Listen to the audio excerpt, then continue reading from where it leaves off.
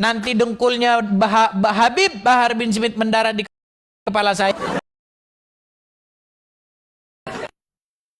Drop nih, udah berapa persen? Sebentar nih ya. Nih. Suci. Air kencingnya Nabi suci, nggak sama kayak air kencingnya kita, saudara-saudara. Pernah satu waktu Nabi Muhammad kencing, air kencingnya beliau taruh di satu wadah, beliau taruh di satu tempat.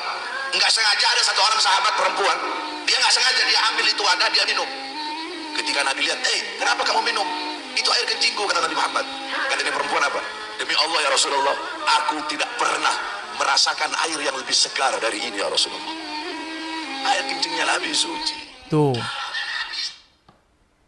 Harus berapa orang ustadz yang harus saya tunjukkan sama kamu?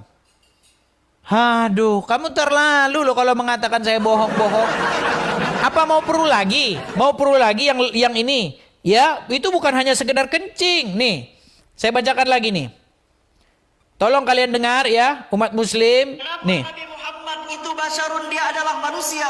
Lakal basyari, tapi ia tidak sama dengan manusia biasa. Kita manusia, kalau kita jalan punya bayangan tidak? Kita kalau berjalan kita punya bayangan. Tapi baginda Nabi sallallahu Suaranya kedengeran nggak teman-teman? Satu-satunya kekasih Allah yang tidak memiliki bayangan. Suaranya kedengeran nggak teman-teman? Tolong umpan baliknya, tolong dibalas di kolom komentar. Apakah suara videonya terdengar? Dengar ya? Oke, baik. Kita lanjutkan ya kalau terdengar ya. Nih. Baginda Nabi kalau berjalan tidak akan pernah ditemukan bayangan baginda Nabi sallallahu alaihi wasallam. Wala dhillun lahu, baginda Nabi tidak memiliki bayangan.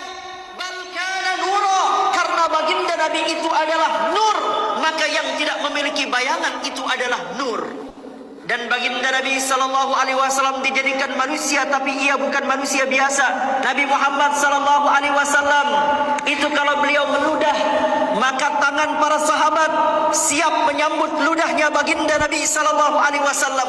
Dan ludah baginda Nabi diperebutkan oleh para sahabat. Para sahabat bertabarruk mengambil barokah dari ludahnya baginda Nabi, karena ludahnya baginda Nabi lebih wangi daripada minyak kasturi. Masya Allah. Sehingga baginda Nabi ketika meludah disambut ludahnya oleh para sahabat.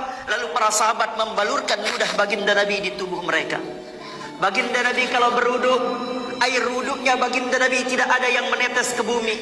Air wuduknya baginda Nabi sudah ditampung oleh para sahabat, diperebutkan oleh para sahabat Nabi untuk mengambil keberkahan.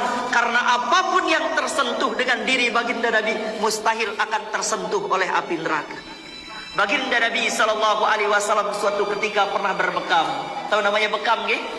Bekam mengeluarkan darah. Baginda Nabi pernah berbekam.